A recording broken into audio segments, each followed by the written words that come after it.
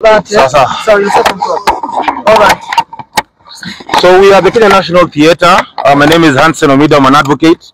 I'll proceed to read the press statement by the content creators who I'll read on behalf. And I'll proceed by saying we, the Kenyan influencer and content creator community, are indeed concerned with the recent directive from the Betting Control and Licensing Board, popularly known as BCLB.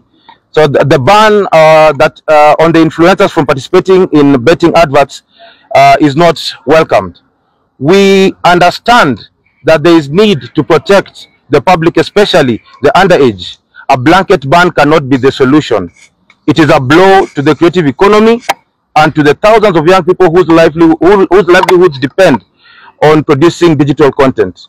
That move not only limits the creative space, but it leaves many people jobless and further questions the work of the digital media and fighting against the legitimacy of content creation as a profession. Let's be honest, social media has conquered advertising. Influencers are now the frontline modern marketing, and our interaction needs to be responsibly managed and not completely abolished. We respectfully ask BCLB to suspend the ban, sit down with us within 48 hours.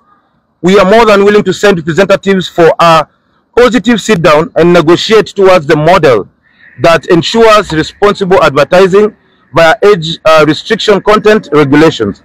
All we request is to be part of the dialogue. We practice cooperation, not isolation. As Proverbs 15:22 says, plans fail for lack of counsel, but with many advisors, they succeed. Let's succeed together for the good of the industry, the economy, and the country. We look forward to hearing from you. Thank you. Thank you so much for that. So we'll allow a few individuals to address us. So tuanze na wewe kidogo uongee hii kitu imekufinya vipi. Then we'll have Mulamo as well. Then we'll have YY as well, and then a female influencer as well to say something. Wacha kuja hapa. Akujitoa hapo mbele yako.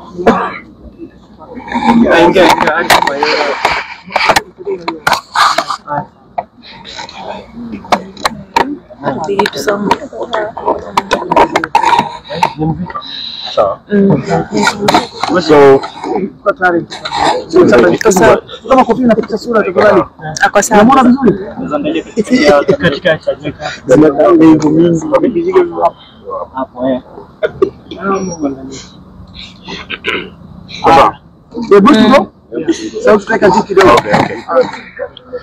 good evening, everyone. So my name is Mayoyo.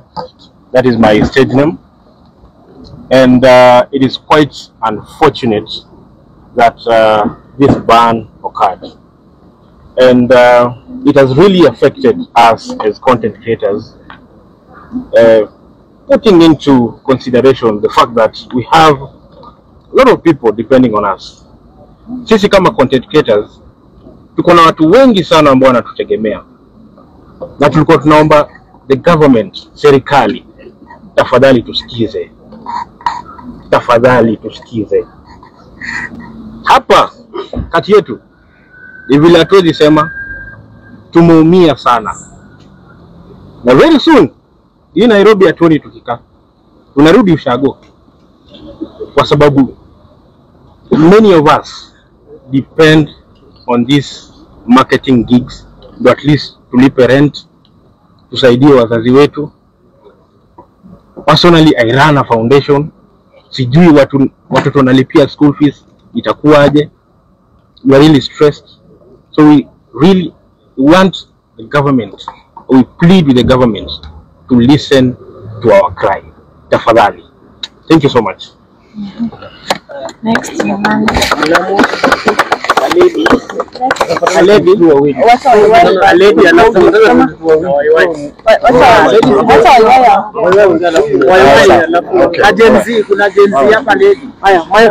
tusipatanishe sehemu hapa ni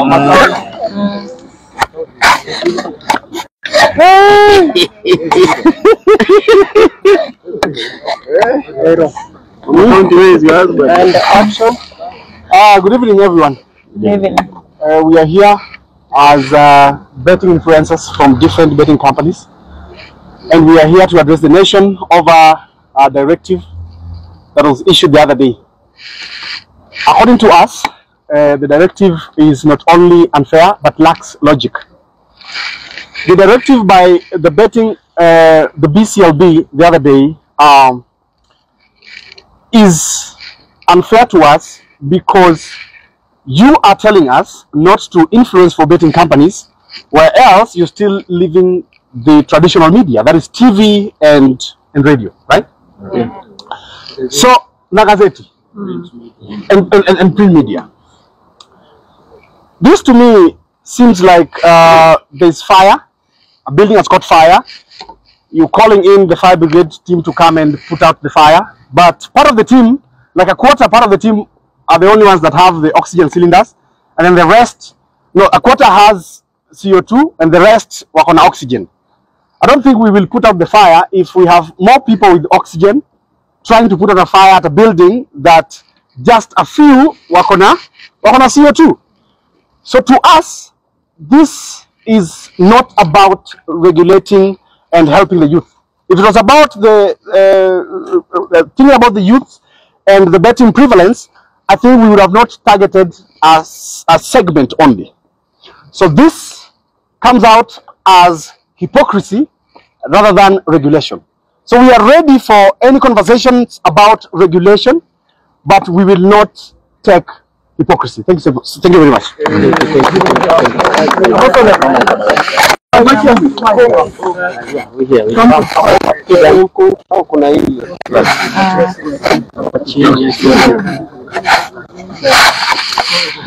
Okay, good evening, ladies and gentlemen. My name is Kendrick Mulamwa. Yeah, popularly known as Mulama, comedian and social media person. I don't know if I'm a celebrity. Yeah, that you will tell me. Now, I'm here to stand with my brothers and sisters over a directive that was issued by the BCLB in the past few days about banning, the celebrity advertisement and whatever. First of all, I have to say you cannot, make an egg without, you cannot make an omelette without breaking several eggs. Yes, the betting comes with its own downfalls, but we can be used for the good. As influencers, we can also influence the people outside there, the gamers, on how to do responsible, gaming and responsible placing of whatever they are placing. So we can still be used for good, because when you just ban like that and you leave other media, to do the same, even international companies are still advertising in our Kenyan soil and market, because you can be online and get an advertisement from Uganda, from Tanzania, from wherever, pushing the same thing. So I would like the government to at least check on that, because we were making an income from that, and also so many other people depend on us, not only family but the people who we work with, because we have had to dismiss them. We have camera people, we have locations managers, we have editors. Like a single person you see here has a team of about 15 behind them. So right now, when you just cut that down, it means all those 15, they are going home together with the artist. So I believe there is a way we can work it out. And also an inquiry is to actually tell us what celebrity means, who is a celeb and who is not. Because there will be a boda guy somewhere wearing a reflector for a certain company. Is it okay for him to wear it? What if I do and I ride a boda also? Yeah, that's also something that we should get a directive from. So I think every rose has a thorn, but there is a way we can, we can come to an agreement on how it can be done moving forward. Kwa sababu sigara bado iko Kenya, si ndio?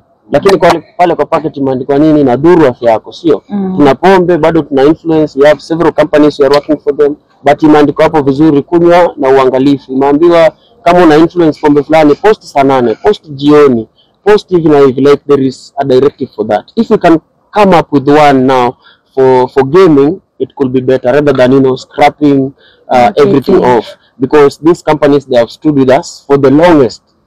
They have been there. Some of us here have foundations that these gaming platforms, they give us a lot of support. Kuna watu wamepata uniforms hapa, wamepeleka kwa their villages huko, vijana wanachezea mpira. Kuna watu wamepata mpira hapa.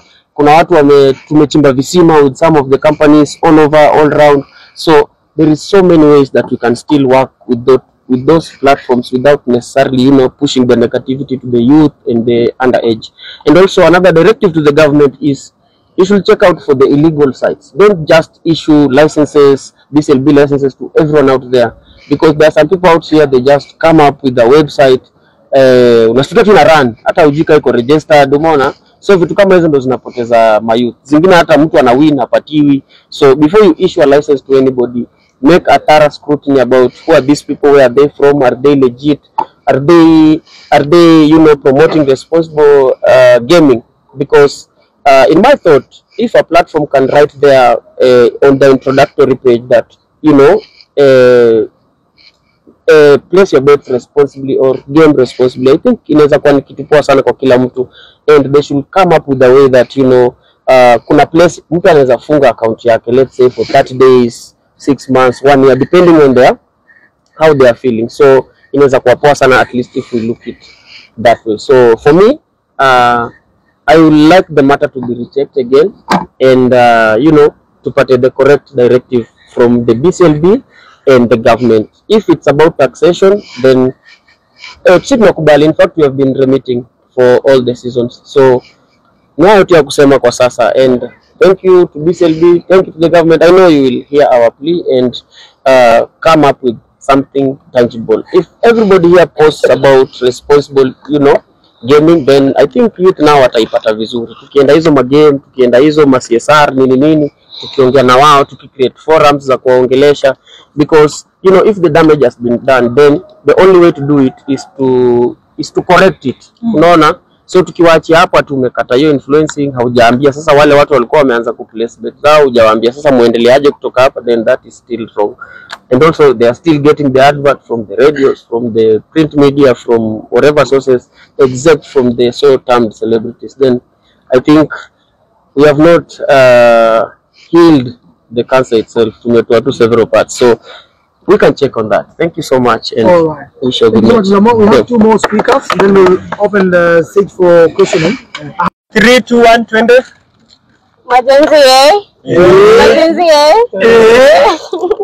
So mimi naitwa Magika Small kwenye wanijue. Mimi nizomba gava kitu moja. Unajua like walibantu betting bila kutuambia maybe where we went wrong, like hakutuambia vile tunafaa ku advertise. Unajua wangetuambia maybe ma disclaimers, don't do this, nini, bet responsibly, nini hivyo. Unajua cause mimi kama Gen Z meni affect design. Unajua sikiza kuna kazi. So sisi kama majenzi metu affect design, kuna watu waliacha wizi, nini, mnaingia kwa content creation. Na through content creation tuna earn through kwa advertise vitu, si ndio? Yeah, manze gava mtuite tu mahali to have a meeting, mtuambie where we went wrong ama nini tunafaa kufanya, because bila guidelines hatuwezi jua, si ndio? Yeah, so nivo. Thank you so much. Bado Liz hapa, and then I'll and yangu ni kusema this feels rushed. Ina feel ni kama iko it wasn't well thought out, because mlipiana suspension and then amkutupatia directives on how to we going to go about it. Where do we go from here? Because me personally, ile kitu niseme nilikuwa nategemea, right, and I have people that wako nyuma yangu pia wananitegemea. So umeni cut off, hujanipatia, yani umeniacha tu nijitegemee tu peke yangu without any directive and anything to help me push through. So I feel like tunafaa tukae chini sisi kama content creators and the government, and we sit down and to figure this thing well through and how it's going to help us, both of us. So ni hayo tu.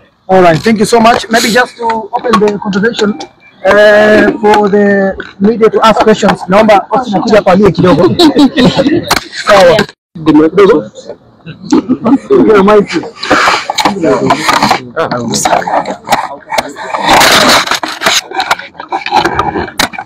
We're good to go, yeah? My name is Eric Jiro. I'm a sport journalist and influencer and content creator. My message to BCLB is that you cannot cherry pick who is going to advertise. I mean, betting is doing a lot of stuff in this country. 4 of the top teams in this country, that is Gor Mahia, FC Leopard, Police, and Shabana, are sponsored by betting firms. SportPesa, Betika, and people like Betpower doing stuff with Football Kenya Federation. SportPesa is doing stuff with Kenya Rugby Union. So you cannot just cherry pick who is going to advertise. I mean, you've got all these players, not just us guys, content creators. the players who play for these teams are also celebrities. I don't know how you define that. So we're asking you, you can't just cherry pick who is going to advertise. Let us sit down and discuss about this and come up with a way, because we know people who advertise alcohol, cigarettes, like Mulamwa said, but there's a lot of doing that. I mean, you can do it in safe hours or in safe ways. So we're asking you, please, let us sit down now, we discuss, we come up with the plans on how to advertise this gambling, because it's practiced across the world. I mean, we've got teams being sponsored by betting firms across the world, in the UEFA region, South American region, in African region, teams who play in the CAF Champions League. We've got AFCON coming up now in a couple of years here. China is coming up here in a couple of months. And we've got betting firms who sponsor athletes, who sponsor other big brands. Why are you now locking us out without even consulting us? So let us now sit down and discuss about this one, and we come up with a way of doing stuff, because we've been paying tax. I mean, for all that time, we've been filing returns with the KRA. So I don't understand why you sat down without consulting us and then coming up with those decisions. So let us sit down now and discuss what you're going to do. But we ask you, please, consider what you did. Let us discuss everything. Thank you. Thank you so much. We have a lady here, very professional. Some of them, even they're working, but when they choose to take another path in content creation so that they can create an opportunity for everyone. I'm a product of a creative economy. Mimi nilikuwa nafanya kazi ya kupatiana flyers Nairobi, lakini content creation ikakuja, nikafundishwa kushika kamera, nikafundishwa kucreate, kuandika script, nimekuja mpaka saa hii najua kupresent, nimetrainiwa na facility ya government. I went through a media council training. I'm a media practitioner. So wewe niambie, kama singekuwa na hiyo diploma yangu, certificate yangu, ningekuwa nafanya nini? So it's a call to everyone. Think about this. If you're fighting our youth, if you're fighting our creative economy, we're fighting our own people. I request, please, let's have a sit down. Let's reason. We're very smart. We're all grown-ups. It's a matter of all. We're fighting this generation, we're fighting the future. First thing. Tukianza na maswali, tutakuwa hapo kwanza kujibu maswali. Wanasema ulie kidogo. So tuanze na maswali. Ama Acha nianze swali. Okay, my name is Manu. So my question is this: if the government say it now, if the government says now, just mkujeni kwa meza tuongee. We influencers, sasa mtakuwa na terms gani? The government yenyewe waone this okay. Wanafaa watuite for wanafaa watuite for tuone how we can be able to regulate how we are going to advertise, not terminate, because ukiangalia betting pia si ati wameifungia kabisa, they are allowing it to go on TV, which TV mtu yeye anaweza fungua TV nao, unaona. Instagram zetu, most of, like for me, my Instagram wezi access kama uko under 18, so unaona already nisha regulate hiyo nini. So wakiweza waweza kuangalia tu, they should not terminate, they should just regulate, because this is feeding a lot of people. A lot of people are depending on whatever we get, and I don't think kuna mse tuna forcing tunamwekea gana bet, ndio ni mtu anaamwanga achukue nini yake, na hata sasa pia tukiacha ku advertise si ati wataacha kubet, unaona. So tunafaa tuitane kama mkutano, tujue what are we going to do, because terminating is not the way forward. Because sasa wenye tulikuwa already tushaanza kupata riziki, tutaenda wapi? Kuna wezi walikuwa wakareform, wakakuwa content creators, wezi wako hapo. Kuna watu wengi wenye wamereform, kuna watu walikuwa addicts wa drugs, wakareform wakapata kumbe naweza kuwa na shoot content, wase wanaona na anapata kitu important. Why are we taking this route? I just want to ask the government, why are we taking this route? We should, I think wanafaa kuangalia how many families are going to lose their jobs and how many families depend on this. Unaweza kuwa unaniona hapa, lakini wakinilipa kuna watu wengine pia naenda nalipa, unaona. So your industry ni big sana, ini affect me peke yangu. Tumetoka hapo tunalia vibaya sana na watu wangu, tunajiuliza what's the way forward now. And looking at the statement that you just read right now, umesema you've given the government 48 hours maybe to react on that. What if they won't react on it? Kama hawata respond, what are you going to do? What's the way forward? I think we'll be putting the cart before the horse. it will be important that we give them the 48 hours. Let's get to hear what they have to say, because this is we are coming politely at the moment. Yeah, we are being very objective, we are being pragmatic about this, and we are hoping that this government is going to listen to everyone. But until those 48 hours end, we'll be putting the cart before the horse. Yeah. A question here. What happens if the 48 hours ziishe na hawaja respond, wamewapea deaf ear? So yeah, I just give the same answer, that we'll be putting the cart before the horse. We would not want to think on behalf of the government. Our understanding is that the government is going to listen to us, and it's not going to influence us to get into other avenues of solving this issue. It is a small issue, to be honest. The same way they solved with the media council is the same way they can solve with the influencers council.